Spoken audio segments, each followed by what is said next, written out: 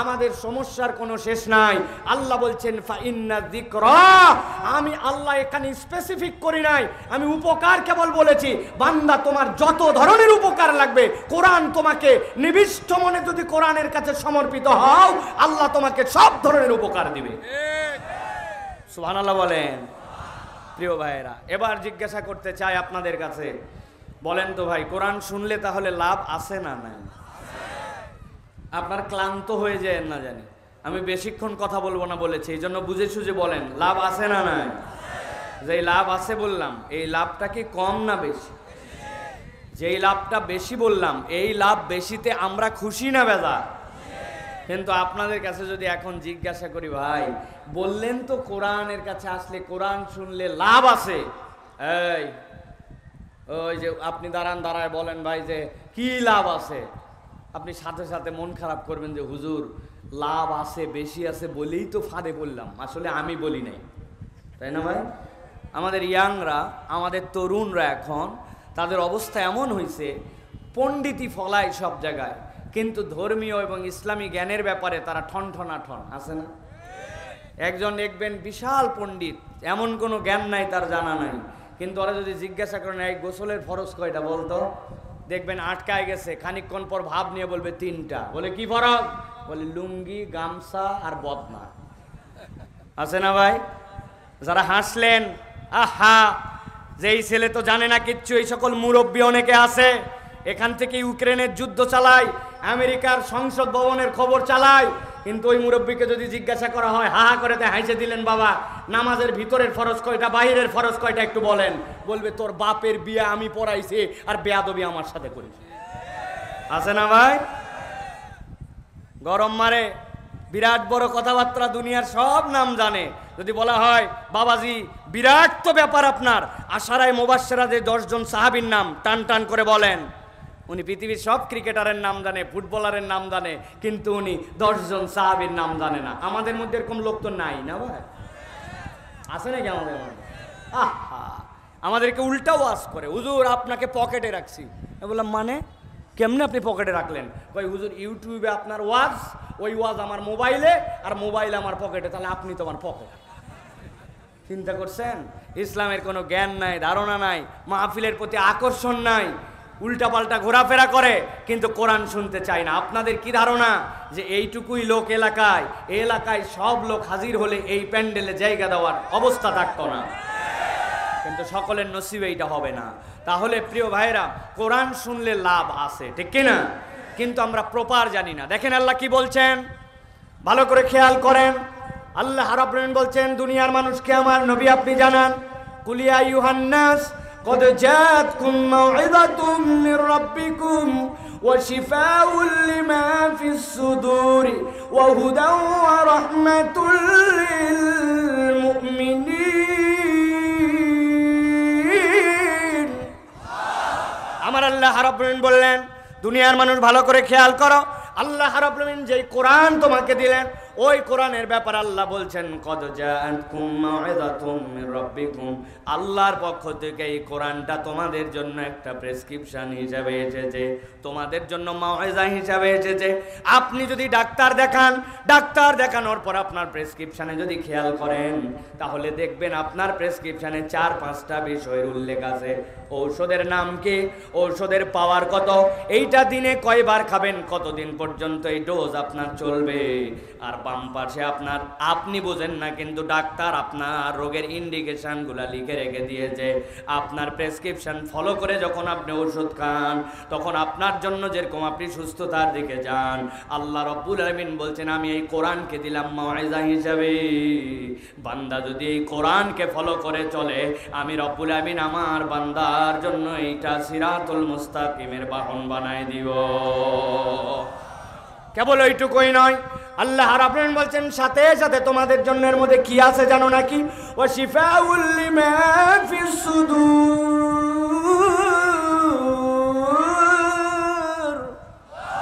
আমার আল্লাহ বলছেন বলছেন এই কোরআন তোমাদের জন্য শিফা, তোমাদের জন্য এটা পথ্য, তোমাদের জন্য আল্লাহর পক্ষ থেকে এইটা তোমাদের জন্য ঔষধ স্বরূপ। কিন্তু এই ঔষধটা সব জায়গার জন্য নয়। আল্লাহ বলছেন এটা তোমার অন্তরের ডাক্তারি। দুনিয়ার বুকে সব ডাক্তার পাবেন, গা চুলকায় ডার্মোলজিস্ট পেয়ে যাবেন, হাত ভেঙে গেছে পা ভেঙে গেছে আপনি হাড় বিশেষজ্ঞ পেয়ে যাবেন, চোখে আপনার অসুবিধা হয়েছে আই স্পেশালিস্ট পেয়ে যাবেন। কিন্তু আপনার আমার অন্তর যেইটা, ওই অন্তরের ডাক্তার দুনিয়ায় নাই। আল্লাহ বলছেন ওই অন্তর যদি তোমার ঠিক না হয়, দুনিয়ায় তোমার চেহারা যেরকম হোক, টাকা পয়সা যেমন হোক, তোমার অবস্থান যাই হোক না কেন, তোমার অন্তর ফিটনেস সার্টিফিকেট না পাইলে আল্লাহর জান্নাত তোমার মিলবে না। ঠিক কি না? এখন অন্তরের ফিটনেসের দাম কেমনে বুঝবেন আপনি? এই গাইবান্ধার মানুষ ভালো করে খেয়াল করেন, দিল দিয়ে কথাগুলো বোঝেন। আপনার এলাকার একটা ছেলে হঠাৎ করে পেপারে বিজ্ঞাপন দেখছে, এই ছেলে নাই এদিকে তাকাও, ওদিকে তাকাও, কথা বলতেছো কেন? তোমরা মাদ্রাসার ছেলে,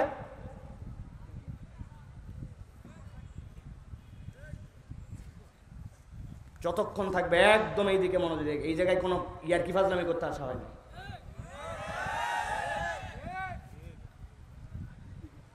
গাইবান্ধার এক ছেলে হঠাৎ করে পেপারে বিজ্ঞাপন দেখছে, লেখা আছে সেকেন্ড লেফটেন্যান্ট পদে সেনাবাহিনীর কমিশন র্যাঙ্ক একজন লোক নিবে, যোগ্যতা নম্বর 1, এসএসসি এইচএসসিতে সেকেন্ড ডিভিশন লাগবে, যোগ্যতা নম্বর 2 5 ফিট 6 ইঞ্চি হাইট লাগবে, যোগ্যতা নম্বর 3 ওই মানুষটার ফৌজদারি কোনো মামলার আসামি হওয়া চলবে না, যোগ্যতা নম্বর 4 শারীরিকভাবে ফিটনেস থাকা লাগবে।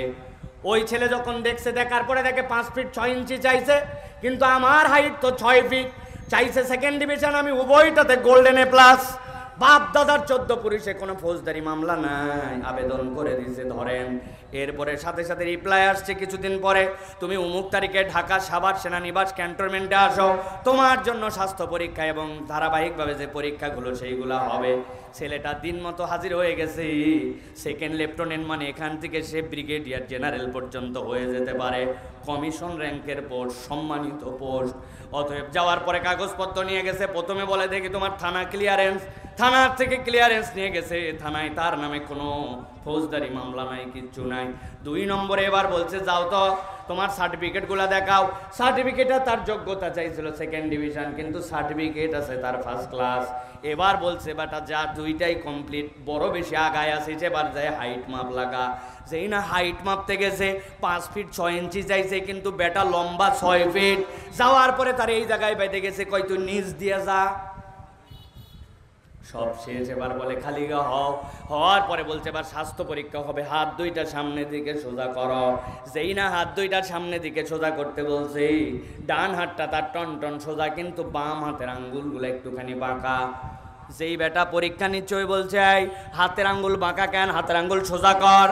খানিকক্ষণ পরে বলছে স্যার জন্মের থেকে আমার 4টা আঙ্গুল একটুখানি ব্যাকা, বাকি কোনো সমস্যা নাই। এবার বুঝে থাকলে গাইবান্ধার ভাই বলেন তো, সবগুলা ফার্স্ট ক্লাস, থানা ক্লিয়ারেন্স আছে, 6 ফিট লম্বা, কিন্তু বাম হাতের 4 আঙ্গুল যদি একটু বাঁকা হয়, সেনাবাহিনীতে ওই লোককে নিবে। কথা বলেন নিবে? আমার আল্লাহ রাব্বুল আলামিন বলছেন ভালো করে বোঝো, কদ জাআতকুম মাউইযাতুম মির রাব্বিকুম ওয়া শিফাউল লিমা ফিস সুদুরি ওয়া হুদাও ওয়া রাহমাতুল লিল মুমিনিন। এই দুনিয়ার মানুষ, আমি আল্লাহ কোরআনকে কেবল মাউইযা বানাই নাই, আমি আল্লাহ রাব্বুল আলামিন এই কোরআন দিয়ে তোমার অন্তরকে ফিটনেস সার্টিফিকেট দিতে চাই। আমার নবী বলছেন ইজা সলুহাল জাসাদু কুল্লু ওয়া ইজা ফাসাদাল জাসাদু কুল্লু। তোমার অন্তর ঠিক তো তোমার সব ঠিক, আর তোমার অন্তর যদি ঠিক না থাকে তোমার কিচ্ছু ঠিক নাই। আল্লাহ বলছেন এই কোরআন ছাড়া তোমার অন্তর কখনো ঠিক হতে পারবে না। আল্লাহ রাব্বুল আমিন এরপরে বলছেন কোরআন তোমার জন্য হুদা, তোমার জন্য এমন আলো যেটা দুনিয়াতেও আলো, কবরেও আলো। কিয়ামতের দিনে যাওয়ার পরে আল্লাহ ওই কোরআনকে যখন ক্ষমতা দিবেন, কোরআন তখন আল্লাহর সামনে ওই বান্দার হয়ে তখন যুদ্ধ লাগাই দিবে, ঝগড়া লাগাই দিবে, আল্লাহ তাকে পাওয়ার দিবেন। ওই কোরআনওয়ালা বান্দাকে জান্নাতে ঢুকানোর আগ পর্যন্ত আল্লাহর সামনে থেকে কোরআন সরবে না। রব্বুল আলামিন বলছেন ও রাহমাতুল লিল মুমিনিন, আর এই কোরআন হচ্ছে মুমিনদের জন্য রহমত। আল্লাহর পক্ষ থেকে যতগুলো আপনার আমার জন্য রহমত, তার মধ্যে অন্যতম হচ্ছে কোরআনুল কারীম। তাহলে যেই কোরআন আপনার আমার জন্য প্রেসক্রিপশন, যেই কোরআন আপনার আমার জন্য ঔষধ, যেই কোরআন আপনার আমার জন্য আল্লাহর পক্ষ থেকে দেওয়া নিয়ামত, আল্লাহর পক্ষ থেকে দেওয়া আলো, আর যেই কোরআন আপনার আমার জন্য আল্লাহর পক্ষ থেকে দেওয়া রহমত, এবার বুঝে থাকলে বলেন তো ওই কোরআন শুনলে লাভ আছে না নাই? কথা বলে লাভ আছে না নাই? এবার তাহলে বলেন যে আমরা এতক্ষণ পরে কিছু একটু বুঝছি যে হ্যাঁ, কোরআনুল কারীম শুনলে আমাদের লাভ আছে, কেননা আল্লাহ রাব্বুল আলামিন এই লাভের বর্ণনা দিয়েছেন। সুবহানাল্লাহ বলেন। ভালো করে খেয়াল করেন। আরেকটা পয়েন্ট বলি আপনাদের কাছে, কোনোদিন ভুলবেন না। কোরআনুল কারীমের বেসিক উপকারটা কি? কোরআন আমার কোন জায়গায় পরিবর্তন করে? আল্লাহ রাব্বুল আলামিন বলছেন, বাল নাকযিফু বিল হাক্কি আলাল বাতিল ফায়াদমাগুহু ফাইদা হুয়া যাহিক ওয়া লাকুমুল ওয়াইলু মিম্মা তাসিফুন।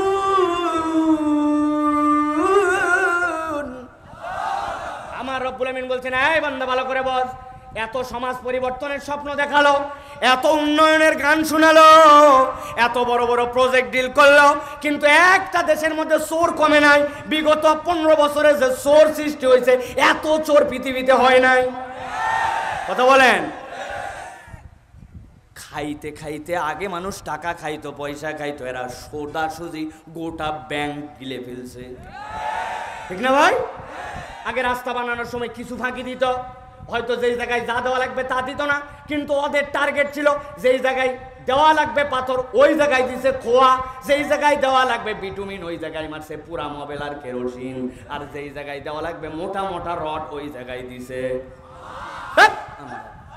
বাঁশ। অনেক আগে বাদ কাবারি কাবারি, গোটা বাঁশ দেওয়ার মতো পয়সা নাই, দেশ চুষে শেষ করে ফেললো, বলে আমি পরিবর্তন করব, সোনার বাংলাদেশ করব। আসলে এইগুলা সবগুলা মিথ্যা। আমার আল্লাহ বলছেন, বাল নাকযিফু বিল হাক্কি আলাল বাতিল। পরিবর্তন কোথা থেকে হবে? রব্বুল আমিন বলছেন পরিবর্তন হবে কিভাবে জানো? বাল নাকযিফু বিল হাক্কি আলাল বাতিল। এই কোরআন হচ্ছে হক, এই হকের দায়িত্ব হচ্ছে বাতিলের উপর আক্রমণ করা। আল্লাহ বলছেন যেমন তেমন জায়গায় আক্রমণ করবে না, ফায়াদমাগুহু ফাইদা হুয়া যাহিক। এইটা আক্রমণ করবে তার ব্রেনের মধ্যে। সুবহানাল্লাহ বলেন। আপনার চেতনা যদি পরিবর্তন না হয়, আপনার কোনো পরিবর্তনের দাম নাই। কেননা যেইগুলা চোর ছিল ওইগুলার থেকে দামি জামা কাপড়, দামি গাড়িতে কেউ ঘুরতো না, ঠিক না? ভালো করে খেয়াল করেন।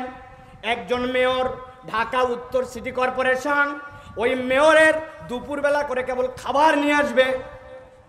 কি দুপুরবেলা করে কেবল খাবার নিয়ে আসবে বাড়ি থেকে।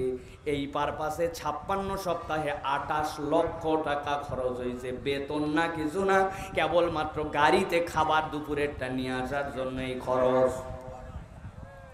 আপনি একটু ভালো করে বোঝেন। কাউরে খোঁচানোর জন্য বলছি না, বুঝানোর জন্য বলছি। ড্রাইভার লাগছে, ওই ড্রাইভার 28 লক্ষ টাকা দিয়ে দুপুরের খাবার ডোয়াইছে। আর ইসলামের ইতিহাসে খলিফাতুল মুসলিমিনরা নিজের কাঁধে করে রাত্রেবেলা খুঁজে খুঁজে খাবার পৌঁছাই দিয়ে আসছে, ঠিক না? কোন বিধান আপনি পছন্দ করবেন? কোন আইন আপনার দরকার?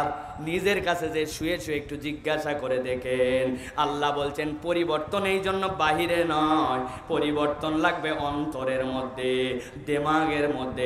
আল্লাহ বলছেন কোরআনের কাজ হচ্ছে মন, মানসিকতা আর চেতনার মধ্যে পরিবর্তন করা।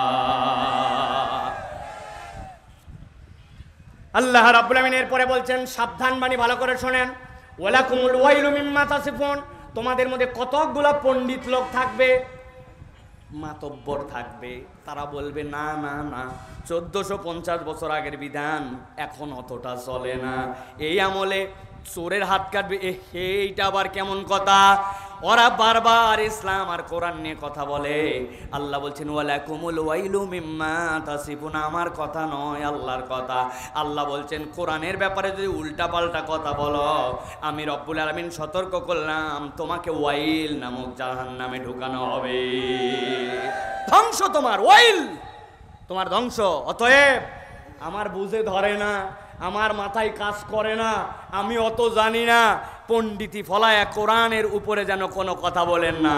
না বুঝে চুপ করে থাকবেন, কিন্তু বুঝে না বুঝে যদি উল্টা বলেন, আল্লাহ বলছেন ওয়ালাকুমুল ওয়াইলু মিম্মা তাসিফুন, আসো বান্দা খেলা হবে। খেলায় দুনিয়ায় হবে না, খেলা জায়গা মতো হবে, ঠিক কিনা?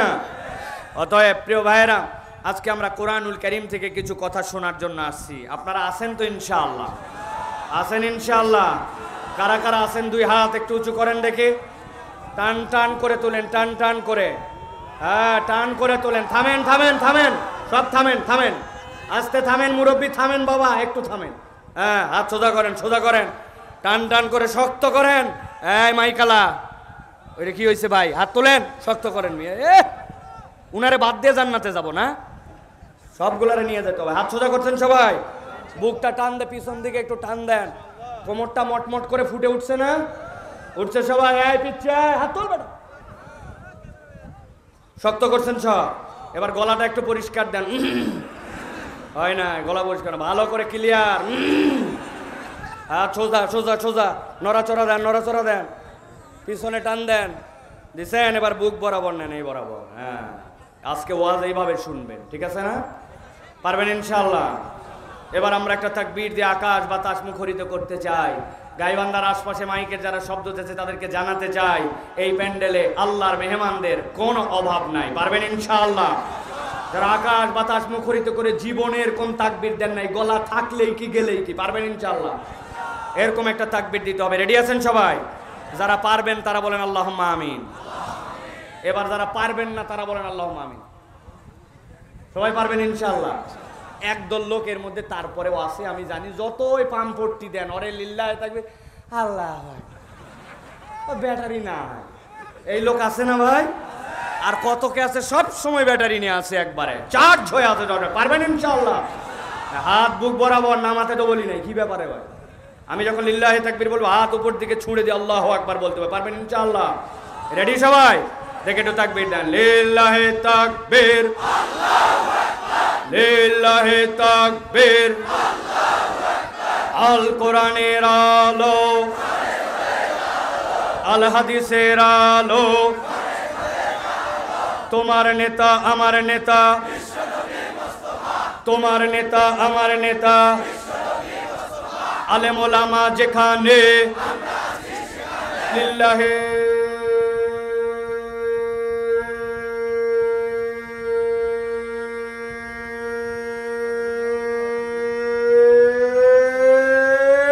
তাকবীর। আলহামদুলিল্লাহ। হাত থামান, আলহামদুলিল্লাহ বলেন। শয়তান আছে আর? যেগুলো একটু উসখুস করাইছিল ওইগুলো সব শেষ, ঠিক কিনা? আল্লাহু আকবারের স্লোগান শয়তান ধ্বনি এই সহ্য করতে পারে না। এই জন্য অনেক মানুষও আছে দেখবেন আল্লাহু আকবারের স্লোগান পছন্দ করে না। যেগুলো আল্লাহু আকবারের স্লোগান পছন্দ করে না, এরা শয়তানের খালাতো মামাতো চাচাতো ভাই।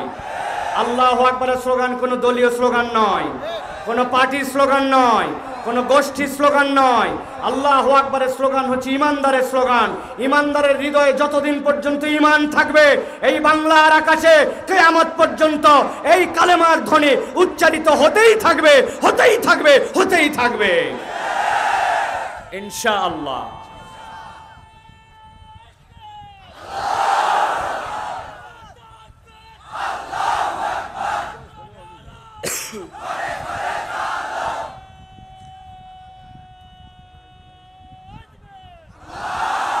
আলহামদুলিল্লাহ প্রিয় ভাইয়েরা, আলহামদুলিল্লাহ প্রিয় ভাইয়েরা, আমরা প্রাথমিক কথা অনেকক্ষণ বলে ফেলা হয়ে গেছে। আমরা এবার মূল আলোচনার মধ্যে প্রবেশ করব।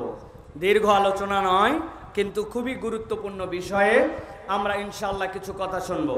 আজকে কোরআনুল কারীমের আমরা 4টি আয়াত নিয়ে কথা শুনবো, যেই 4 আয়াতে কারিমার মধ্যে আল্লাহ রাব্বুল আলামিন 4টা আলাদা আলাদা খণ্ডিত চিত্রকে একত্র করে ইমানদারদের জন্য কিয়ামতের দিনে বেঁচে যাওয়ার একটা পথ ও পদ্ধতি বলে দিয়েছেন। এই 4 আয়াতের সমন্বয়ে সর্বোচ্চ 40 মিনিট আমরা কিছু কথা শুনতে চাই। রাজি আছেন ইনশাআল্লাহ? আছেন সবাই ইনশাআল্লাহ? আল্লাহ রাব্বুল আলামিন কবুল করুক। তাহলে আমরা সকলে আল্লাহর কাছে এখন বিতাড়িত শয়তান থেকে আশ্রয় প্রার্থনা করে একটা জবানও বন্ধ রাখবো না। সকলে আমরা বুলন্দ আওয়াজে আল্লাহ রাব্বুল আলামিনের কাছে আমরা আশ্রয় প্রার্থনা করে আলোচনায় প্রবেশ করব। সকলে আমার সাথে পড়েন, আউযু বিল্লাহি মিনাশ শাইতানির রাজিম, বিসমিল্লাহির রাহমানির রাহিম। يوم ترى المؤمنين والمؤمنات يسعى نورهم بين أيديهم وبأيمانهم بشراكم اليوم جنات। আমার আল্লাহ রাব্বুল আলামিন তাবৎ পৃথিবীর মানুষের জন্য কিয়ামত পর্যন্ত আল্লাহ রাব্বুল আলামিন যত বান্দা দুনিয়াতে পাঠাবেন, রব্বুল আলামিন সকল মানুষকে নবীর মাধ্যমে একটা বার্তা দিচ্ছেন, এ আমার হাবিব, আপনাকে আমি জানাচ্ছি আপনার দিলটা বড় নরম, আপনি বড় কোমল হৃদয়ের অধিকারী। মক্কায় যখন দিনের দাওয়াত নিয়ে আসছেন, খাব্বাবের উপরে কি অত্যাচার হয়েছে, খুবাইবের প্রতি কি অত্যাচার হয়েছে, হযরত আবু বকরকে এমন মারা মারছে, জুতা দিয়ে মারতে মারতে আবু বকর রাদিয়াল্লাহু তাআলার মুখটা থেতলায় গেছে। হাদিসের কিতাবের মধ্যে আসছে আবু বকর রাদিয়াল্লাহু তাআলার দাড়ি যদি ধরা হতো, মুখ এমন থেতলায় গেছে, দাড়িগুলা গালের থেকে উঠে আসতো, এমন আহত করা হয়েছে। আল্লাহ নবীর সাহাবীদেরকে এমন কষ্ট করা দেওয়া হয়েছে। হযরতে সুমাইয়া রাদিয়াল্লাহু তাআলা আনহাকে কেবলমাত্র একটা কথা সহ্য করতে পারে নাই। হযরত সুমাইয়া রাদিয়াল্লাহু তাআলা আনহা যখন খানায় কাবার চত্বরে আসছেন, আবু জেহেল বলতেছে, তোর কত বড় সাহস, তুই তো ঈমান আনছিস, ইয়াসার ঈমান আনছে, আম্মার ঈমান আনছে, আবার ইয়াসারের ভাই আব্দুল্লাহ এক পরিবার থেকে এতগুলো ঈমান আনছে। তবে ছেলেদের মামলাটা জানি না, তবে তোর ঈমান আনার কারণ হচ্ছে মুহাম্মদ সাল্লাল্লাহু আলাইহি ওয়াসাল্লাম দেখতে অনেক সুন্দর, তার মতো রূপস ছেলে আর মক্কায় নাই, তার চেহারার দিকে আকৃষ্ট হয়ে পেটি তুই ঈমান আনছিস। হযরতে সুমাইয়া রাদিয়াল্লাহু তাআলা এমন বাপের বেটি, আবু জেহেল তখন মক্কার প্রেসিডেন্ট বলা চলে, ওর সামনে যখন এই কথা বলেছে, হযরত সুমাইয়া রাদিয়াল্লাহু তাআলা আনহা উত্তর দিয়েছেন, তোমার আর তোমার মায়ের মতো আমার চরিত্র খারাপ না। এই রকম উত্তর শুনে আবু জেহেল রাগ সহ্য করতে পারে নাই, হাতের মধ্যে ছিল বর্ষা, নিক্ষেপ করে দিয়েছে। হযরতে সুমাইয়া রাদিয়াল্লাহু তাআলা লজ্জাস্থান ভেদ করে বেরিয়ে গিয়েছে, শহীদ হয়ে গেছেন। হযরতে ইয়াসারকে এমন ভাবে কষ্ট দিয়েছে, মরুভূমির মধ্যে শুয়ায় রেখে সূর্যের দিকে মুখ করে বুকের মধ্যে পাথর চাপায়া হযরত ইয়াসার রাদিয়াল্লাহু তাআলা শহীদ হয়ে গেছেন। আল্লাহর নবী যখন এই সকল দুঃখ দেখতেছেন, গভীর মনোযোগে বোঝেন। 4টা আয়াতের প্রথম আয়াত, আল্লাহ এই সময় আমার নবীর প্রতি আয়াতে কারিমা অবতীর্ণ করছেন। আল্লাহ বলছেন, ইয়াউমা তারাল মুমিনিনা ওয়াল মুমিনাত, হে নবী, কিয়ামতের ময়দানে যখন কিয়ামত হয়ে যাবে, আপনি তখন মাকামে মাহমুদে আল্লাহ এমন জায়গায় আপনাকে বসাবেন, যেই জায়গায় বসে আপনার সামনে পুরা কিয়ামতের ময়দানটা চলে আসবে।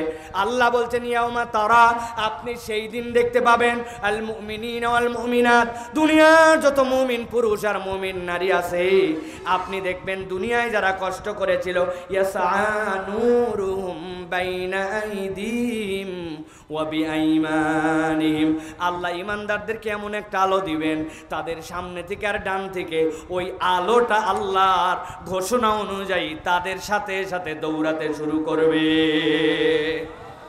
নবীজি সাল্লাল্লাহু আলাইহি ওয়াসাল্লাম বলছেন, যে ঈমানদারের আলো একবারে কম, তারপরেও তার বৃদ্ধাঙ্গুলির মাথা দিয়ে আলোটা বের হবে, ওই আলোটা কখনো জ্বলে কখনো বন্ধ হয়। কিন্তু নবীজি বলছেন, ওই আলোর পাওয়ার তুমি জানো নাকি, যে আলো অল্প একটু জ্বলে, ওইটা দিয়ে বান্দা তার জান্নাত খুঁজে নিবে।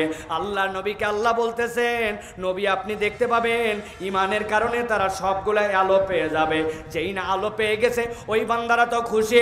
আল্লাহ কোরআনে বলছেন, ওয়ান কলিবু ইলা হালিহি মাসরুরা, গরুর বাছুর যখন হয় 2-3-4 দিন পার হওয়ার পর এলোমেলো লাফাতে শুরু করে, লাফাইতে লাফাইতে বিছনার মধ্যে চলে যায়, কোথার থেকে কোথায় লাফ দেয়, তিরিং বিরিং করে, ঠিক কিনা ভাই, আছে কিনা?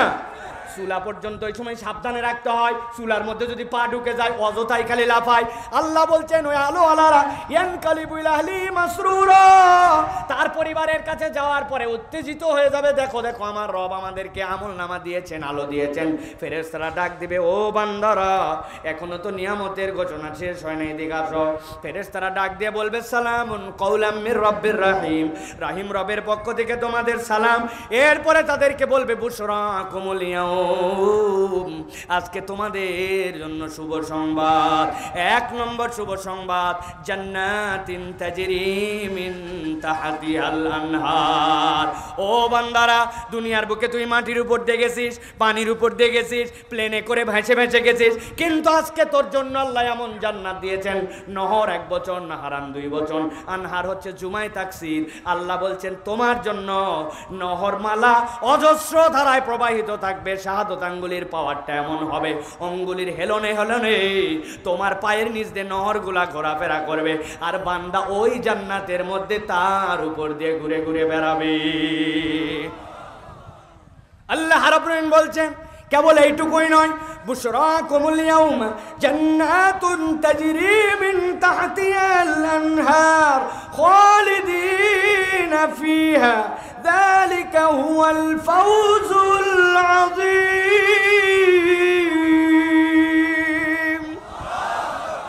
আমার আল্লাহ রাব্বুল আলামিন বলছেন বান্দা কেবল এইটুকুই নয়, আমি আল্লাহ এরপরে বললাম খালিদিনা ফিহা, একবারের মধ্যে ঢুকবে আর কখনো বের করা হবে না। খোলসানি দেখছেন? খোলসানি আপনাদের এলাকায় কি বলে ভাই? হ্যাঁ, ওই যে মাছ ধরার জন্য যেখানে সুন্দর করে পানি বের হয়ে যাচ্ছে, এই পার ওপার কাদা দিয়ে মধ্যে বসায় দিছে, কি বলে ওইটারে ভাই? ওইটার সুন্দর করে বাঁশ দিয়ে মুখ সাফায় সাফায় রাখছে। মাছ চিন্তা করছে যত সফলতায় একবার ঢোকাই লাগবে ভিতর, যদি একবার ঢোকে যেই লোকের ওই জিনিস ওই দিক দিয়ে বাইর করতে পারবে না, ঠিক না? নিচের দিকে সেন্দা করা আছে, ভরে গেলে পরে ঝেড়ে ঝেড়ে বের করে। আল্লাহ বলছেন খালিদিনা ফিহা, দুনিয়ার তোর যত সুখ ছিল কখনো ছিল কখনো ছিল না। আজকে যে তরুণ, গায়ের মধ্যে আমার অনেক শক্তি, আমার বয়স বেশি না, 40-এর কোঠায় এখনো পৌঁছায় নাই, কিন্তু মনে হচ্ছে বিগত 2-3-4 বছরের যে মাহফিলের প্রেসার আর যে পরিমাণ কথা বলছে, আমার মনে হচ্ছে বুড়া হয়ে গেছে আমি। আজকে যার যৌবন আছে, এই যৌবনের গরম করে লাভ নাই। 40 বছর পার হলে বুঝতে পারবেন আস্তে আস্তে কেমন জানি পাটা আর চলে না, শরীরটা যেন সাড়া দেয় না। 50 বছর পার হওয়ার পরে মৃত্যুর চিন্তা এসে যায়, ঠিক কি না? আমার আল্লাহ বলছেন বান্দা খালিদিনা ফিহা, একবার যদি এই জান্নাতে ঢুকিস, আমি রব্বুল আমিন তোর জন্য গ্যারান্টার হলাম কখনো এই জান্নাত থেকে বের করা হবে না। আল্লাহ রব্বুল আমিনের পরে বলছেন যালিকা হুয়াল ফাউজুল আযীম। এই দুনিয়ার মানুষ, আমার 2টা ছেলে ইউনিভার্সিটিতে চান্স পেয়ে গেছে, সফল বাপ। আগে মানুষের জমিতে কাজ করতে, এখন 2 বিঘা জমি, সফল জমিদার। আগে মানুষের দোকানে কাজ করতে, এখন দোকানদার। চিন্তা করছে আমি সফল। আল্লাহ বলছেন এগুলো একটাও তোর জন্য প্রকৃত সফলতা নয়, বরং নবী যারা জান্নাতের ঘোষণা পাবে তাজরি মিন তাহতিহাল আনহার, কখনো বের করা হবে না। আর যাদের কাছে কিয়ামতের দিনে আলো এসে যাবে, আপনি জানায় রাখেন এরাই হচ্ছে প্রকৃত সফল। একটা আয়াত শেষ, 4টা আয়াত বলবো, ভালো করে বোঝেন। প্রত্যেকটা আয়াতের চিত্র মাথার মধ্যে গেঁথে নেন। নবীজি মাকামে মাহমুদে ইমানদারদের কাছে আলো, জান্নাতের ঘোষণা পেল, আর কখনো বের করা হবে না জানিয়ে দেওয়া হলো। আল্লাহ বলে দিলেন এই সফল। একটা আয়াত শেষ, এবার চলেন 2 নম্বর আয়াতে। আল্লাহ বলছেন ও আমার হাবিব, আপনি যেই ময়দানে বসে ইমানদারদের আলো দেখলেন, ইমানদারদের নিয়ামতের ঘোষণা পেলেন, এবার একই ময়দানে একটা দ্বিতীয় চিত্র হবে। আল্লাহ কোরআনে বলছেন ইয়াউমা ইয়াকুলুল মুনাফিকুনা ওয়াল মুনাফিকাতু লিল্লাযীনা আমানু নজুরুনা নাকতাবিস মিন নূরিকুম কিলা ইরজিউ ওয়ারাআকুম ফালতামিসু নূরা। আমার আল্লাহ রাব্বুল বলছেন, গভীর মনোযোগ, নবী আপনি দেখবেন যেই ময়দানে ইমানদার আলো, ওই ময়দানে এবার মুনাফিক পুরুষ আর মুনাফিক নারীরা সব কাতারে কাতারে এসে হাজির। সব মুনাফিক পুরুষ আর মুনাফিক নারী হাজির। কারা হাজির? মুনাফিকরা। বলেন কারা? মুগ্ধ বলেন কারা? মুনাফিক কারা ভাই? সহজ সংজ্ঞা জেনে যান। নফক হচ্ছে আরবিতে এমন শব্দ যেই শব্দটাকে বাংলায় যদি ইংরেজিতে বলি টানেল। নফক মানে টানেল। নফক মানে হচ্ছে ওই যে কর্ণফুলীর নদীর নিচ দিয়ে একটা টানেল হয়েছে, দেখছেন না ভাই? নফক হচ্ছে নুন ফাকাফ, যার একটা মুখ আছে এইদিকে, একটা মুখ আছে ওইদিকে, ঢোকার মুখ আছে, বের হওয়ার মুখ আছে, আরবিতে তাকে নফক বলা হয়। মুনাফিক ওইখান থেকে আসছে। উপরে উপরে ইসলামের পক্ষে কথা বলে, উপরে উপরে মুসলমানদের সাথে তালগোল দিয়া করে, উপরে উপরে মুসলমানের পরিচয় দেয়, কিন্তু অন্তরের মধ্যে ইসলামপন্থী, আল্লাহর আইন এবং যারা কোরআনের পক্ষের লোক, তারাতে বলছি আল্লাহ রাব্বুল আমিন এখানে নাক্তাবিস ইক্তেবার শব্দ ব্যবহার করেছেন। আরবিতে এই ইক্তেবার শব্দের অর্থ এমন আলো যেই আলো থেকে আলো নিলে অপরের আলো কমে না। একজন মোমবাতি ধরাইছে, আরেকজনের কাছে ম্যাচ নাই, বলছে ভাই তোর মোমবাতির থেকে আমি একটু মোমবাতি ধরাই নিব। বলছে খবরদার, আমার মোমবাতির থেকে বাতি ধরালে আমার আলো কমে যাবে। কথা বলেন কমবে? ওই লোকেরা বলতেছে তোমাদের আলোর থেকে আমরা অল্প একটুখানি আলো নিতে চাই। ইমানদাররা যেই নাই কথা শুনছে, দুনিয়ায় কোনোদিন গরম কথা বলে নাই, কিন্তু কিয়ামতের দিন এবার মুনাফিকদেরকে বলবে ইরজু ওয়ারাকুম ফালতামিসু নূরা, এই খবরদার ডিস্টার্ব করবি না, দুনিয়ায় চলে যা, দুনিয়ার থেকে আলো কামাই করে নিয়ে আয়। আল্লাহু আকবার। এবার বুঝে থাকলে বলতে হবে, কিয়ামতের ময়দানে বলে দিছে ইরজু ওয়ারাকুম ফালতামিসু নূরা, যাও দুনিয়ার থেকে আলো নিয়ে আসো। কিয়ামতের ময়দান থেকে কি দুনিয়ায় আসা যাবে? যারা বললেন না সন্দেহ আছে নাকি আসা যাবে? তাহলে কেন ইমানদাররা বলল ইরজু ওয়ারাকুম ফালতামিসু নূরা? এই আলো এখান থেকে কামাই করা নয়, আলোটা দুনিয়ার থেকে কামাই করা লাগছে। আমি মাঝে মাঝে উদাহরণ দেই, ভালো করে খেয়াল করেন। এই যে আমার মোবাইলের মধ্যে আলো জ্বলাইছি, দেখতে পাইছেন আপনারা ভাই? কথা বলেন, দেখছেন আপনারা? এবার বুঝে থাকলে বলেন তো এই আলোটা কোথায় জ্বলছে, কোথার থেকে আলো আসছে? কোথার থেকে? মোবাইল থেকে না। কিন্তু একটু হিসাব মিলান, ভালো করে খেয়াল করেন। আপনি একদিন বাজার করতে গেছেন, যাওয়ার পরে হঠাৎ করে খেয়াল করে দেখেন পকেটের মধ্যে মোবাইল খুব কান্নাকাটি করে, গাইবান্ধায় মোবাইল কান্দে ভাই, কত কত কত কত কত কত কত কত কত খিরে পকেটেতে মোবাইল বাইর করছে, বাইর করে দেখে হাই হাই 10%-এর নিচে চার্জ নেমে গেছে। মাথার মধ্যে হাত দিয়ে বলছে হাই রে, গতকালকে তো চার্জার লাগায়া আমি তো সারা রাত চার্জ দিলাম, তাহলে 10% নিচে হইলো কেমনে? খানিকক্ষণ পরে মনে হয়েছে আরে চার্জারও লাগাইছি, কেবলও লাগাইছি, কিন্তু ওই সকেটের পাশে একটা সুইচ ছিল, সুইচ অন করতে ভুলে গেছে। ভালো করে বুঝেন তাহলে, যেই আলো আপনি মনে করতেছেন মোবাইল যে জ্বলতেছে, ওই আলো মোবাইলের আলো নয়। এখানে একটা 5000 মিলিঅ্যাম্পিয়ারের ব্যাটারি আছে, কিন্তু আপনার বাড়ির যে বিদ্যুৎ, আপনার বাড়ির যে সৌর বিদ্যুৎ, ওইটার সাথে একটা ডাটা কেবল দিয়ে কানেকশান, ওই কানেকশান দিয়ে আপনার বিদ্যুৎ আসছে, ওইটা এখানে রিজার্ভ হয়েছে, ঠিক কিনা? আমার আল্লাহ বলছেন এবার ইমানদারদেরকে, ইমানদাররা মুনাফিকদেরকে বলবে ইরজু ওয়ারাকুম ফালতামিসু নূরা। এই মুনাফিকের দল আলো নেওয়ার জন্য আসছে, খবরদার যা দুনিয়ায় চলে যা, আলো আমরা এখানে কামাই করি না, আলো নিয়ে আসতে হলে দুনিয়ার থেকে নিয়ে আসা লাগবে, ঠিক কিনা? দুইটা আয়াতে কারিমা শেষ, ভালো করে খেয়াল করেন। একটা আয়াতে ইমানদারদের আলো, আরেকটা আয়াতে কারিমার মধ্যে আল্লাহ বলছেন মুনাফিকদের আলো নাই, আলো তালাশ করছে। এই পর্যন্ত বুঝতে কোনো সমস্যা হয়েছে ভাই? বুঝতেছেন তো কথা? চলেন এবার 3 নম্বর আয়াতে কারিমার মধ্যে যাই। ইমানদারদের আলো, মুনাফিকদের আলো নাই। মুনাফিকদেরকে ইমানদাররা বলছে যাও দুনিয়ায় চলে যাও, কিন্তু মুনাফিকের দল তো জানে দুনিয়ায় যাওয়ার কোনো উপায় নাই, একটু বকা দিলে তাই কি আমার যেমনি হোক এদের কাছ থেকে আলো নেওয়া লাগবে। সাথে সাথে ওরা ছেঁচড়ামি শুরু করবে, ল্যালপামি। আপনাদের এলাকায় ল্যালপা কাকে বলে জানেন ভাই? চিনেন না? এরকম 2-1টা ফকির আছে, দুর্দান্ত ল্যালপা আছে না ভাই? আমার কাছে আসছে, কেবল বাজারে গেছি ভাই 10টা টাকা দে। আমি বললাম ভাই সত্যি করে বলতেছি আমার কাছে কোনো খুচরা টাকা নেই, তুমি পরে আসো, তোমাকে ইনশাল্লাহ আমি টাকা দিব। বলছে ঠিক আছে, বলে 30 সেকেন্ড পরে আবার আসছে, বলছে টাকা দে। বললাম কি রে ভাই? তুমি বললে একটু পরে আসতে, বলতে একটু পরে আসছি। ওর কাছে 30 সেকেন্ড একটু পর, নিরুপায় আমি ওর শেষরামু দেখে শেষে মানি ব্যাগ বাইর করে, ঈদের সময় আম্মা বা আব্বা একটা টাকা দিয়েছিল, যত্ন করে নতুন রাখছি, কিন্তু ওর শেষরামির টালায় ওখান থেকে একটা 10 টাকার নোট 20 টাকার নোট বাইর করে দেওয়া লাগে। এরকম শেষরা কিছু আছে না ভাই? মুনাফিকরা চেঁচড়ামো শুরু করবে, আলো দে ভাই, একটু আলো দে। ও ভাই বললি দুনিয়ায় চলে যা, দুনিয়ায় তো যাওয়ার কোনো উপায় নাই, আলো দে ভাই, একটু আলো দে। আল্লাহ বলছেন সাথে সাথে 3 নম্বর দৃশ্য খেয়াল করেন, গভীর মনোযোগ দেন। আল্লাহ বলছেন ফাদুরিবা বাইনাহুম বিসুরিল লাহু বাব বাতিনুহু ফির রাহমা ওয়া যাহিরুহু মিন কিবালিল আযাব। আমার আল্লাহ রাব্বুল আলামিন বলছেন সাথে সাথে রব্বুল আলামিন ওই মানুষগুলোর জন্য, ওই ইমানদার আর মুনাফিকদের মধ্যে একটা পর্দা ফেলে দিবেন। আল্লাহু আকবার। আল্লাহ বলছেন পর্দা ফেললেও ইন্টারেস্টিং এই পর্দা। আল্লাহ বলছেন এই পর্দা দিয়ে এপার দিয়ে ওপার দেখা যায়, এপার দিয়ে ওপার কথা শোনা যায়। আর আল্লাহ বলছেন মুনাফিকদেরকে কষ্ট দেওয়ার জন্য আল্লাহ সেই জায়গাতে একটা উদ্যোগ নিয়েছেন, বাতিনুহু ফির রাহমা। আল্লাহ রাব্বুল আমিন বলছেন ফাদুরিবা বাইনাহুম বিসুরিল লাহু বাব, এমন একটা পর্দা যেই পর্দার আবার দরজা আছে। বাবারে, পর্দার দরজা কেন? মুফাসসিররা ব্যাখ্যা করছেন দুনিয়াতে মুনাফিকরা ইসলামের বড় ক্ষতি করতে পারে নাই, কিন্তু মুনাফিকদের কারণে মুসলমানদের অনেক পেরেশানি আর অন্তরের মধ্যে কষ্ট পেতে হয়েছে। ঠিক কিনা? ঠিক বলছেন না জানি আন্দাজি।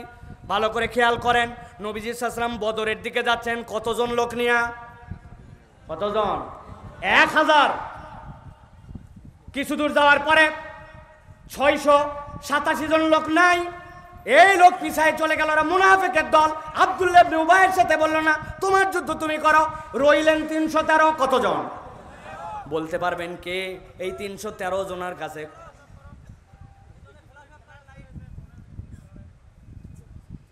ভালো করে খেয়াল করেন, কে বলতে পারেন দেখেন তো। এই যে 313 জন লোক যে গেলেন, কয়টা তরবার ছিল তাদের কাছে? তরবারি কয়টা ছিল? কয়টা? 8টা। ইসলামের ইতিহাস তো পড়েন নাই, নবীজির বদর তো পড়েন নাই, পড়ছেন তো ক্যালকুলাস। মা বাপ বলে আমার বেটা ইংরেজি হরহর করে বলে, গণিতে পাড়াই জানার সাথে কারক সমাসের বস। আর উনি বদরের কোনো ঘটনা জানে না, উহুদের নবীর ঘটনা জানে না, কোন সাহাবীকে জীবন্ত শহীদ বলা হতো তার ইতিহাস কোনোদিন পড়ে নাই। তালহা রাদিয়াল্লাহু তাআলার ইতিহাস পড়ে নাই। যেই তালহা হাত লম্বা করে দেওয়ার পরে কেউ কেউ বলছেন 57টা তীর লেগেছিল।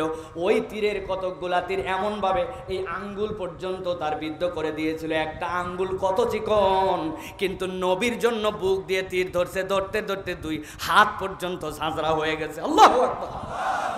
আমার বলার উদ্দেশ্য প্রিয় ভাইয়েরা, নবীজি সাল্লাল্লাহু আলাইহি ওয়াসাল্লাম বদরের প্রান্তরে গেলেন। যাওয়ার পরে ওই মানুষগুলা যারা নবীজি সাল্লাল্লাহু আলাইহি ওয়াসাল্লামের বিপরীতে যুদ্ধ করবে, তারা অস্ত্র শস্ত্রে সজ্জিত, তাদের খাদ্যের কোনো অভাব নাই। আল্লাহ নবী কাঁদতে শুরু করলেন, আল্লাহর কাছে হাত তুলে বলতে শুরু করলেন, আল্লাহ আজকে সত্য মিথ্যার পার্থক্যকারী ইয়াউমুল ফুরকান, তুমি যদি ইসলামের বিজয় দাও আল্লাহ বলা লোক থাকবে, না হলে আল্লাহ বলা লোক থাকবে না। আল্লাহ নবী এমনভাবে কাঁদতেছিলেন, চোখ দিয়ে পানি পড়ে দাড়ি মোবারক দিয়া ওই জমিন পর্যন্ত মরুভূমি ভিজে গেছে। এমন সময় আবু বকর সিদ্দিক রাদিয়াল্লাহু তাআলা এসে বলছেন, ইয়া রাসূলুল্লাহ হাসব, যথেষ্ট হয়েছে ইয়া রাসূলুল্লাহ, নিশ্চয় আল্লাহ আপনার কথা শুনেছেন, আর আপনি কানবেন না। আল্লাহ নবী সাল্লাল্লাহু আলাইহি ওয়াসাল্লাম ডাক দিয়ে বললেন, ও মুজাহিদ, ও মুহাজিরেরা, ও আমার সাহাবীরা, আমি তো বদরের প্রান্তে আবু সুফিয়ানের কাফেলাকে আক্রমণ করতে চাই, তোমরা কি আমার সাথে আসো? আবু বকর উঠে বললেন আমি আসি, সাথে সাথে হযরত ওসমান বললেন আমি আসি, ওমর বললেন আমি আসি। আল্লাহ নবী তারপরেও আবার বললেন তোমরা কি আমার সাথে আসো? মদিনার আনসাররা বুঝে ফেললেন এরা তো হিজরত করে আসছে, এরা তো নবীর সাথেই থাকবে, না থাকে কোনো উপায় আছে নাকি? কিন্তু নবীজি মূলত আনসারদের কথাটা শুনতে চান। আনসারদের লিডার উঠে দাঁড়ায় বলেন, ইয়া রাসূলুল্লাহ, আপনি যদি আমাদের কাছে জানতে চান তাহলে আপনার কাছে বলি, আপনি যখন আমাদেরকে যুদ্ধের নির্দেশনা দিবেন, সামনে যদি সমুদ্র বাঁধে, আপনি যদি বলেন ঝাঁপ দাও, আমরা সকলে ঝাঁপ দিব। সামনে যদি আগুন বাঁধে, আপনি যদি বলেন ঝাঁপ দাও, জানের মায়া করব না, আমরা ঝাঁপ দিব। আর আগামী কালকে যখন যুদ্ধ শুরু হবে আপনি দেখতে পাবেন আনসাররা কেমন বীর। নবীজি খুশি হয়ে গেলেন, কিন্তু নবীজিকে কাঁদাইছে আব্দুল্লাহ ইবনে উবাই, মুনাফিকের দল। ঠিক কি না? গভীর মনোযোগ মিলান এবার। আল্লাহ বলছেন ফাতুরিবা বাইনাহুম বিসুরিল লাহু বাব বাতিনুহু ফীহির রাহমা ওয়া যাহিরুহু মিন কিবালিহিল আযাব। আল্লাহ বলছেন একটা দরজা থাকবে, দরজার চাবি, দরজার হুড়কা, দরজার সুরসা, দরজার খিল সবগুলো ইমানদারের দিকে চাইলে খুলতে পারে। আল্লাহ বলতেছেন কিন্তু ইমানদাররা ভিতর দিকে আরাম আর আরাম। ও যাহিরুহু মিন কিবালিহিল আযাব, আর সামনে দিকে যত মুনাফিক ওই ময়দানে কষ্ট আর কষ্ট। এখন আপনি দেখতেছেন এই লোকটা একটু খুলে দিলে আমি আরাম পাই, এই লোকটা একটু উদ্যোগ নিলে আমার জন্য সহজ হয়, কিন্তু আল্লাহ বলতেছেন ওই যে দুনিয়ার বুকে আমাদেরকে মুনাফিকরা মানসিক কষ্ট দিয়েছে, আল্লাহ জাহান্নামে নিক্ষেপের আগে ওই হাসরের ময়দানেও তাদের অন্তর আগে জ্বলায় দিবে। আল্লাহ রাব্বুল আলামিন বলছেন ইমানদাররা যখন আরামে আর মুনাফিকরা যখন কষ্টে, রব্বুল আলামিন যখন ইমানদার আর মুনাফিকদেরকে আলাদা করে দিলেন, এই অবস্থাতে আল্লাহ বলছেন এবার চতুর্থ আয়াতে কারিমার 4 নম্বর দৃশ্যের অবতারণা হবে। গভীর মনোযোগ দেন। 1 নম্বর ইমানদারদের আলো, 2 নম্বরে মুনাফিকরা আলো খোঁজে, 3 নম্বরে যখন বেশি বিরক্ত করলো মধ্যে দিয়ে রব্বুল আলামিন পর্দা দিয়ে দিলেন। এই পর্যন্ত বুঝছেন ভাই? যদি কেউ না বুঝেন হাত তুলুন, আবার বুঝাবো। বুঝছেন এই পর্যন্ত? আল্লাহ বলতেছেন এবার 4 নম্বরে যেই নাই ঘটনা হবে, যত মুনাফিক পুরুষ যত মুনাফিক নারী সবগুলো এবার হাসরের ময়দানে এসে ওই পর্দার সামনে লাইন দিয়ে দাঁড়াইছে। খেয়াল করেন, সব মুনাফিক পুরুষ সব মুনাফিক যতগুলা নারী আছে সবগুলা কাতার দিয়ে দিয়ে সবগুলা দাঁড়ায় গেছে, ইমানদারদের দিকে মুখ ফিরাইছে।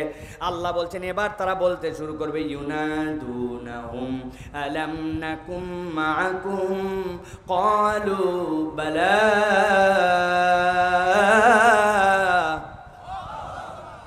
সব মুনাফিকরা এবার বলবে এই ইমানদারেরা তোমাদের কাছে একটুখানি আলো চালাম, আলোর কোনো অভাব নাই। তোমরা বললে দুনিয়ায় যাও, জানোই দুনিয়ায় যাওয়া যাবে না, একটু ডিস্টার্ব করলাম পর্দা দিয়ে, ভিতরে তোমাদের আরাম বাইরে আমাদের কষ্ট, একটা উত্তর দাও। কি উত্তর? বলতেছে উত্তর দাও তো, ইউনাদুনাহুম আলাম নাকুম মাকুম, আজকে যে আমাদের সাথে আচরণ করছো দুনিয়াতে তোমরা আর আমরা কি একসাথেই ছিলাম না? আমাদেরকে কি চিনতে পারতেছো না? এক এলাকায় বসবাস করি নাই, এক এলাকার মধ্যে আমরা বাজার হাট করি নাই। ইউনাদুনাহুম আলাম নাকুম মাকুম, আমরা তোমরা কি একই অঞ্চলে বসবাস করি নাই? ইমানদাররা সাথে সাথে উত্তর দিবে ক্বালু বালা। কি মনে করছো তোমাদেরকে চিনি না? আজকের দিনে আল্লাহ তোমার এবং তোমার বাপ দাদার পরিচয় আমাদেরকে চিনিয়েছেন, আমরা না চিনে আচরণ করি নাই, চিনে চিনেই তোমাদের সাথে এই ব্যবহার করা হচ্ছে। আল্লাহু আকবার। যেই নাই কথা বলবে এবার আল্লাহ রাব্বুল বলছেন ও আলোওয়ালা ইমানদারেরা এবার মুনাফিকদেরকে বলতে শুরু করবে, ও মুনাফিকের দল, দুনিয়ায় একসাথেই ছিলাম, একসাথেই চলাফেরা করেছি, তোদেরকে চিনতাম, কিন্তু আজকে তোদের এই পরিণতির কারণটা তোদেরকে বলে দেই। আল্লাহ বলতেছেন এবার ইমানদারেরা ওই মুনাফিকদেরকে বলবে আজকে একসাথে থাকার পরেও তোমাদের যেই পরিণতি, এইটার কারণ হচ্ছে দুনিয়াতে তোমাদের 4টা অপরাধ ছিল।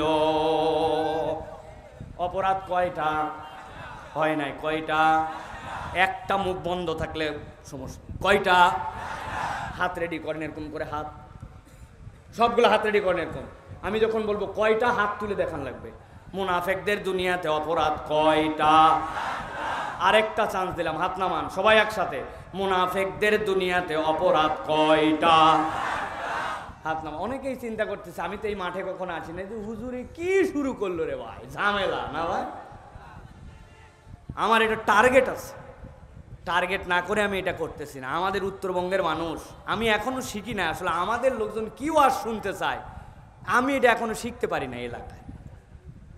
এদিকে খানিকক্ষণ গজল, খানিকক্ষণ কৌতুক, খানিকক্ষণ বিনোদন, আনন্দ ফুর্তি করে এরপরে বাড়িতে গেছে, যাওয়ার পরে বউকে বলছে একটা বক্তা আসছে ফাটায় ফেলছে।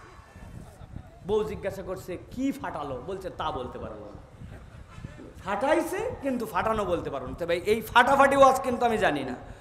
আমি যেই কথাগুলি বলছি এই কথাগুলি যেন আমাদের বাড়িতে যায়, এই জন্য আপনাদেরকে এই কষ্ট দিচ্ছি, যাতে এইটা আমাদের জীবনের পাথেয় হয়। বলেন তাহলে মুনাফিকদের দুনিয়াতে অপরাধ কয়টা? হাত ওঠেনি। কয়টা? জোর হলো না, আরেকটু জোরে। মনে থাকবে ইনশাআল্লাহ। প্রিয় ভাইরা চলেন তাহলে আমরা এই 4টা জিনিস জেনে আমরা বাড়িতে চলে যাব। রাজি আছেন ইনশাআল্লাহ? আল্লাহ রাব্বুল আলামিন এবার বলতে শুরু করছেন ইমানদারদেরকে যেই না বলছে তোমরা আর আমরা একসাথে ছিলাম না, ইমানদারের উত্তর দিয়েছে ক্বালু বালা, তোমরা আমরা তো একসাথেই ছিলাম, ওয়ালাকিন্নাকুম ফাতানতুম আনফুসাকুম ওয়া তারাব্বাসতুম ওয়া রাতাবতুম ওয়া গররাতকুমুল আমানি হাত্তা জাআ আমরুল্লাহ। ইমানদারের এবার বলতেছে মুনাফিকের দল, একসাথেই ছিলাম কিন্তু দুনিয়াতে তোমাদের এক নম্বর অপরাধ ছিল, ওয়ালাকিন্নাকুম ফাতানতুম আনফুসাকুম, তোমরা নিজেরা নিজেদেরকে এমন পরীক্ষায় ফেলেছিলে যেই পরীক্ষা আল্লাহ দেয় নাই, কিন্তু তোমরা নিজেরাই নিজেদেরকে সেই পরীক্ষার মধ্যে নিমজ্জিত করেছিলে। এই কারণে আজকের দিনে তোমাদের এই পরিণতি, আজকের দিনে তোমাদের আলো নাই। বুকে হাত দিয়ে বলেন তো, আমরা কি নিজেরা নিজেদেরকে আল্লাহর দেওয়া পরীক্ষা ছাড়া এরকম কোনো পরীক্ষায় ফেলি নাকি ভাই? বুঝি নাই। ভালো করে খেয়াল করেন, একটা ছেলে সিগারেট খায়, সাথে আরেকটা বন্ধু আছে, ও সিগারেটের গন্ধ সহ্য করতে পারে না, ও বিড়ি ধরালেই বলছে তুই ফাঁকে যায় ধরাবি, বিড়ির গন্ধ আমার কাশি আসে, কিন্তু বন্ধুত্ব বাদ দেয় নাই। একদিন 2 দিন করে 10 দিন পার হয়েছে, এরপরে যেইটা সিগারেটের গন্ধ সহ্য করতে পারতো না, ও ওই বিড়িখোরের সাথে থাকতে থাকতে বিড়িখোর হয়েছে। ঠিক না ভাই? বিড়ি খাইতে খাইতে আসতে ঈদের মৌসুম আসছে, তখন বলছে আর কতদিন এই বিড়ি খায় মজা নিবি, বুদ্ধি একটা পাইছি দোস্ত, বলে কি, দেখ একটা সিগারেট কিনে নিয়ে আয়, ভিতরের মশলা সব বাইর করে ফেলা, এরপরে সুন্দর করে কুচি কুচি করে পকেটের থেকে বাইর করছে একটা পুরিয়ার মধ্যে থেকে ভরাইছর মধ্যে মাল, এরপরে বলছে একটা নেতে যেমন তেমন, 2টা নেতে রাজা, গাইবান্ধা অঞ্চলে উহার নাম গাজা। আছে না ভাই? যেইটা আগে বিড়ি পর্যন্ত সহ্য করতো না, ওইটা আস্তে আস্তে গাঁজা কর হয়েছে।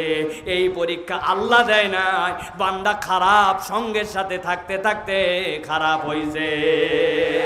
ঠিক না দোস্ত? চল একটু নামাজ পড়ে আসি। যায় না, বলছে ঠিক আছে তোর যাওয়ার দরকার নাই, আমি নামাজে গেলাম।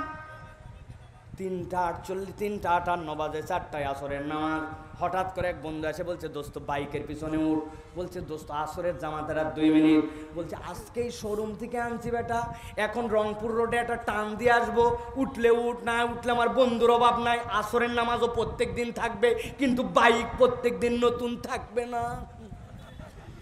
এই সকল শুনে তুমি পিক আপ পেয়ে গেছে, পিক আপ পায়ের সাথে সাথে আসরের নামাজ দনমন করে বাদ দিয়া আস্তে করে মোটর সাইকেলে উঠছে। 1 দিন 2 দিন 3 দিন বেনামাজির সাথে থাকতে থাকতে নামাজি ছেলেটাও বেনামাজি হয়েছে। এইরকম ইতিহাস বোধহয় গাইবান্ধাই না। আমার আল্লাহ বলছেন ওয়ালাকিন্নাকুম ফাতানতুম আনফুসাকুম, এই পরীক্ষা আল্লাহ দেয় নাই, এই পরীক্ষায় তুমি নিজে নিজেকে ফেলেছো। ঠিক কি না?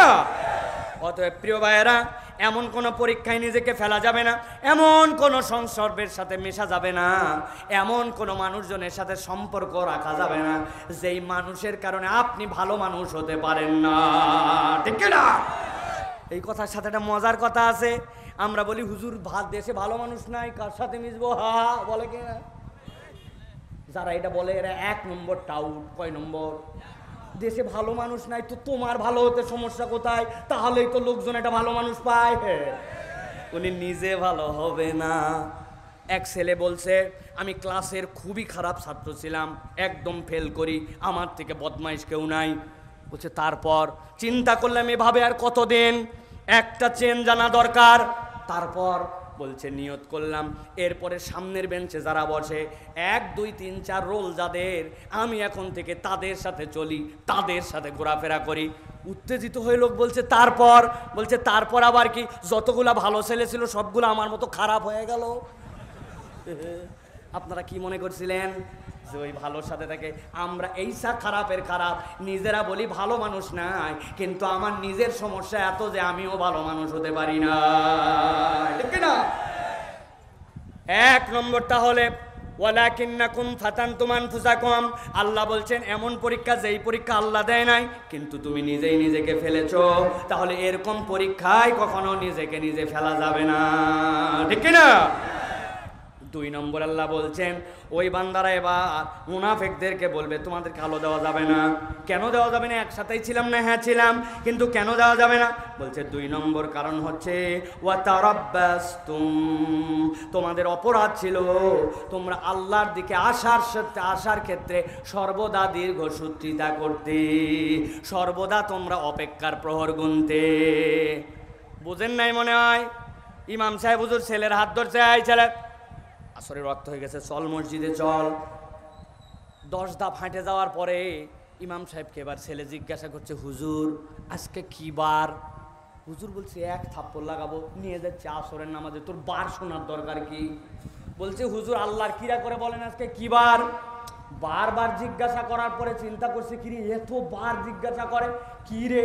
বলছে কেন আজকে মঙ্গলবার? বলছে আল্লাহর কিরা করে বলতেছে হুজুর বুধবার, বৃহস্পতিবার, জুম্মার দিন থেকে এমন নামাজ ধরবো আছে কিনা আগামী রমজান থেকে দেখেন কেমন হুজুর আমি হই।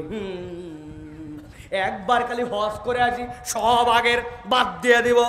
আল্লাহরে বুঝাইছে সামনে রমজান, সামনে শুক্রবার, অমুক দিন থেকে আর একটু বয়স হলে এরকম করে অপেক্ষা করে করে আল্লাহর বিধান পালন করতে দেরি করে। আল্লাহ বলছেন এই অভ্যাস, এই রোগ আছে যার, কিয়ামতের দিনে মুনাফিকের দপ্তরে নাম উঠবে তার। এই এখনো দাড়িটা রাখলেন না কেন? হুজুর আনস্মার্ট লাগে, আনস্মার্ট লাগে, এখনো বয়স হয় নাই। আমার নবী জীবনে দাড়ি কাটে নাই, সাহাবীরা কোনোদিন দাড়ি বাদ দেয় নাই, নবীজি দাড়ি রাখতে বলছে। আর আপনি আনস্মার্ট লাগানোর কথা বলে আপনি মুখের দাড়ি রাখেন না। তাহলে বুঝে থাকলে বলেন তো ওয়া তারাব্বাসতুম, আপনি আল্লাহকে অপেক্ষা করাচ্ছেন কিয়ামতের দিনে কি পার রাস্তা থাকবে? থাকবে? টাকনুর নিচে তোমার কাপড়, মাস ফলামিনাল কাবাইনি জারি বিন্নার, তোমার টাকনুর নিচের কাপড় পরতে আল্লাহ রাব্বুল আমিন নবীর মাধ্যমে নিষেধ করছে, তুমি কথা শোনো না। আছে না ভাই? বাপ মা একদিকে বলে উনি একদিকে যায়, এরকম সন্তান এলাকায় নাই। মাগরিবের পরে ফোন দিছে, মা আব্বারে কই আছিস, বাড়িতে চলে আয়।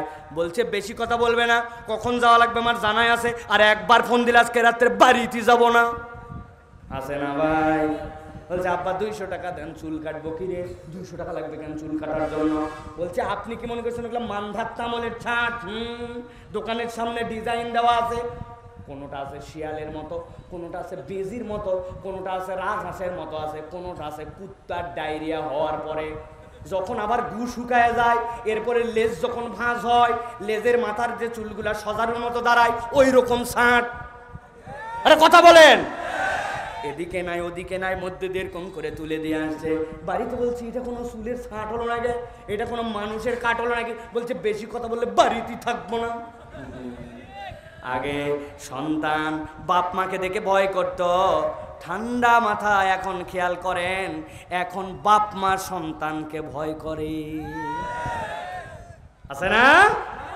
আমার আল্লাহ রাব্বুল আমিন বলছেন এই দুনিয়ার মানুষ তারাব্বাসতুম, রব্বুল আমিন তোমাকে নির্দেশ দিলেন, শুনলাম আর মানলাম, কিন্তু তুমি শোনো না। কিয়ামতের দিনে তোমার এই যে অপেক্ষা করছো, নামাজ ধরবনি, রোজা ধরবনি, দাড়ি ছাড়বনি, পর্দা করবনি। অসংখ্য মহিলা আসছেন ওয়াজ শোনার জন্য, উনারা 50 বছর বয়স মহিলা, হাত মোজা, পা মোজা, পর্দা সব কিছু ঢাকা, কিন্তু সাথে একটা 18 বছরের নিয়ে আসছে, ওইটা মশারির কাপড়ের মতো 2 পিস 3 পিস। জিজ্ঞাসা করছে একজনে, মহিলা আপনার 50 বছর বয়স হয়েছে, আপনার তো পর্দার বিধান হালকা, কিন্তু যেটার পর্দার বিধান করা ওইটার এই অবস্থা কেন? বলছে আমিও বিয়ার পরে পর্দা ধরছি, বেটিও ধরবে। আছে না ভাই? ভালো করে শুনে নেন মা বোনেরা, আপনার যখন বালেগ হয়েছেন তখন থেকে আপনার জন্য পর্দার বিধান। আপনি বিয়ের অনুষ্ঠানে গেছেন, চিন্তা করছেন পর্দার বিধান আর নাই, জিজ্ঞাসা করছে বোন তোমাকে চিনতে পারলাম না। বলছে কেন চিনতে পারো না? পাশের বাসার মর্জি না আমি। বলছে ও সব সময় তো তোমার বোরকা পরা দেখি, কিন্তু বিয়ের অনুষ্ঠানে আসছে বোরকা ছাড়া। তাছাড়া এত দামি ড্রেস কেমনে মানুষ চিনবে? বোরখা ঈদের দিনে, বোরখা বিয়ের দিনে, বোরখা আপনার ভিতরে বাহিরে যাদের সাথে আল্লাহ দেখা করার বিধান দেন নাই, এইটার জন্য দিন তারিখ দিবস নাই। আপনার জীবনে বালেগা হওয়ার পর থেকে আল্লাহ দায়েম ফরজ বানাইছে। আপনি যদি কাল ক্ষেপণ করান, কিয়ামতের দিনে মহিলা মুনাফিকদের নামে আপনার নাম তালিকাভুক্ত হবে। ঠিক কি না? সাবধান হয়ে যান। তাহলে 2 নম্বর হচ্ছে আল্লাহ রাব্বুল আলামিন যেই কথা বলেছেন সেই কথা তৎক্ষণাৎ শোনা লাগবে, আল্লাহর দিকে আসতে অপেক্ষা করা যাবে না। এবার বলেন তো মুনাফিকদের দুনিয়াতে অপরাধ কয়টা? বলছি কয়টা? কয়টা বলছি? বাকি আছে কয়টা? চলবে? চলবে? চলেন। আল্লাহ রাব্বুল আলামিন বলছেন, এবার ইমানদাররা বলবে তোমাদের 3 নম্বর অপরাধকে। সাথে সাথে তারা বলতে শুরু করবে, ওয়ালাকিন্নাকুম ফাতানতুম আনফুসাকুম ওয়া তারাব্বাসতুম ওয়া রাতাবতুম ওয়া গররাতকুমুল আমানি হাত্তা জাআ আমরুল্লাহ ওয়া গররাকুম বিল্লাহিল গরুর।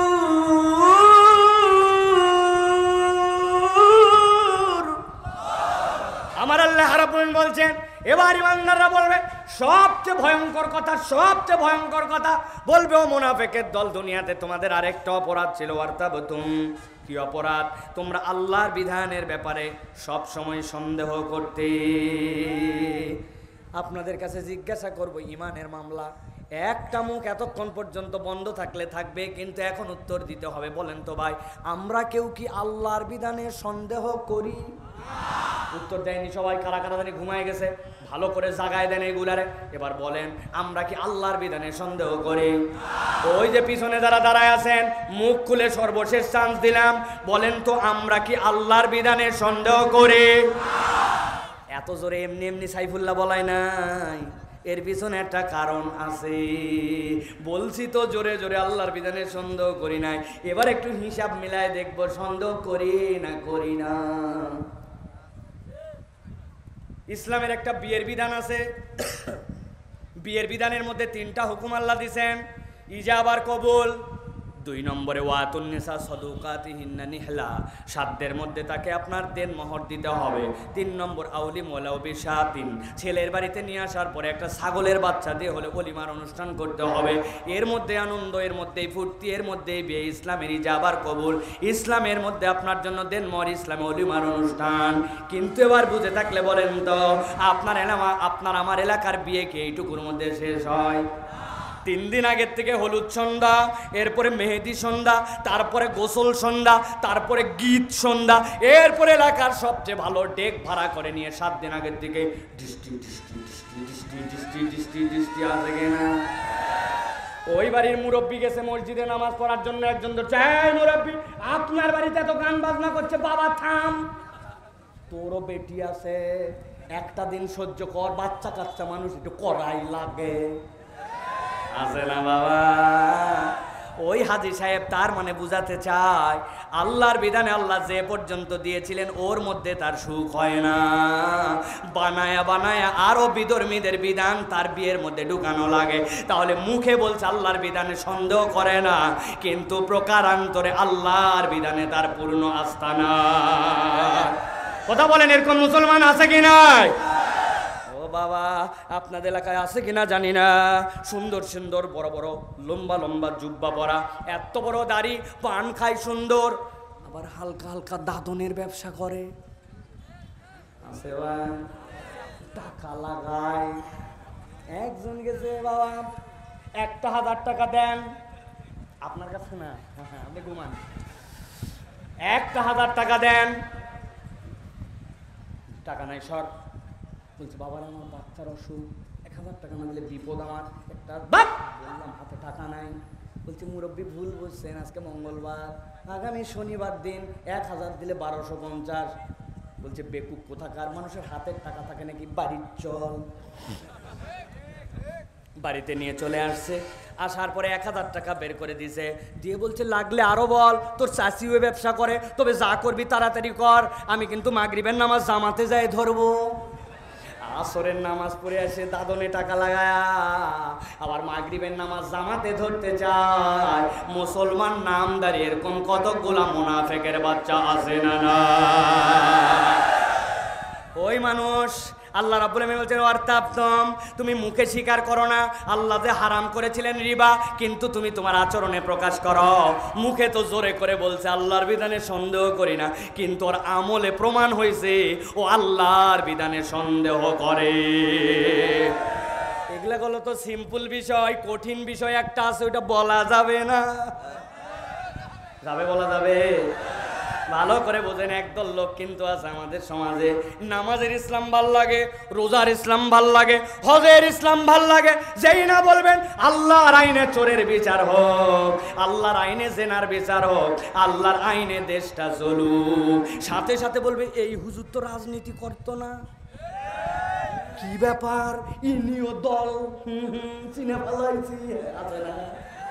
আমার পেজে প্রায় 27 লক্ষ ফলোয়ার আছে। এই আমল পরিবর্তন হওয়ার পরে আমার স্ট্যাটাস দেখে মুনাফিকরা সাঙ্গায় উঠছে, এখন বলে আপনাকে তো এরকম ভাবছিলাম না। আমিও বলছি ঠিক ঠিক, আপনাকেও চেনার বাকি ছিল, আল্লাহ চিনাই দিল, তোমরা আস্তে আস্তে বের হয়ে যাও, ঠিক না? আপনার মাথায় কাজ করুক না করুক ভাই, কোনো দলবাজি নয়, ভালো করে কথাটা বোঝেন, অনুরোধ করতেছি বোঝেন। আপনি আল্লাহর কাছে বলেছেন আই রব্বুল আমিন, আমি তোমার কাছে সাক্ষ্য দিলাম আশহাদু আল্লা ইলাহা ইল্লাল্লাহ, পার্থক্যটা বোঝেন। আমি আল্লাহর কাছে সাক্ষ্য দিচ্ছি তুমি ছাড়া কোনো ইলাহ নাই, মুহাম্মদ সাল্লাল্লাহু আলাইহি সাল্লাম তোমার প্রেরিত রাসূল এবং তোমার বান্দা, এর নাম সাক্ষ্য। কিন্তু আরেকটা কথা ঈমান আনার জন্য বলতে হয় আমানতু বিল্লাহি ওয়া মালাইকাতিহি ওয়া কুতুবিহি ওয়া রুসুলিহি। জানেন এইটার মানে জানেন? আমানতু বিল্লাহি, আমি সাক্ষ্য দিচ্ছি আল্লাহ না। আরবিতে যখন আমানতুর পরে বা দিয়ে বিল্লাহ আসে, তার মানে হচ্ছে আমি অন্তঃকরণে স্বীকার করে নিলাম, আমি মেনে নিলাম, আল্লাহর ব্যাপারে মেনে নিলাম, কিতাবের ব্যাপারে মেনে নিলাম, রসুলের ব্যাপারে মেনে নিলাম। সাক্ষ্য এটা না, এটা মানার স্বীকৃতি। এখন আপনি বলতেছেন কিতাবের ভিতরে যা আছে আমি সব মানি, কিন্তু আপনি যখন ইসলামের বিধানের কথা বলা হয় আপনার অন্তর তখন সেটা মানতে চায় না। আপনি তখন এই লিডারের পিছে খোঁজেন, ওই মতের পিছে খোঁজেন, ওই মার্কা আপনি তখন খোঁজেন। তার মানে বোঝা গেল আপনি এখনো পূর্ণ মুমিন হতে পারেন না, ঠিক না? বাসার একটা কায়দা আছে, বলে দিব, বলবো 20 টাকা করে যাওয়ার সময় দেওয়া লাগবে ইনশাআল্লাহ, আন্দাজি একজনা খুঁজে পাওয়া যাবে না।